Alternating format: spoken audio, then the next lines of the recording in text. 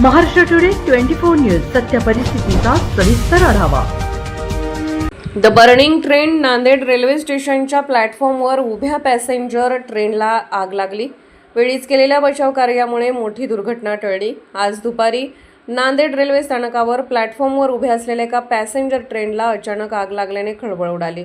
ही घटना दुपारी 12 वाजण्याच्या सुमारास घडली। त्यानंतर रेल्वे स्थानकावर गोंधळाचे वातावरण निर्माण झाले।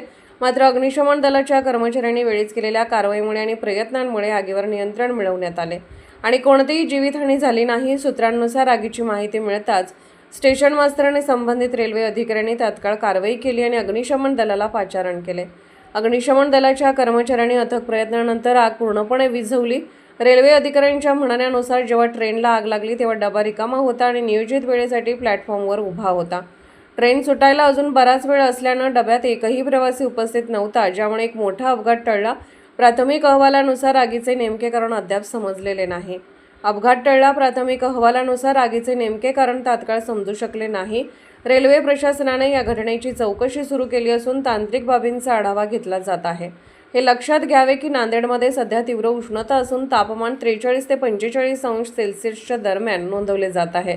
तज्ज्ञांच्या मते तीव्र उष्णता आणि कडक सूर्यप्रकाशामुळे आगीच्या घटनांमध्येही वाढ होत आहे।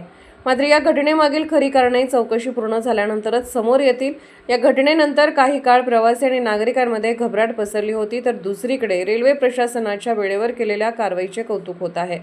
महाराष्ट्र टुडे मराठीसाठी ब्युरो रिपोर्ट किरण सदावर्ते, नांदेड।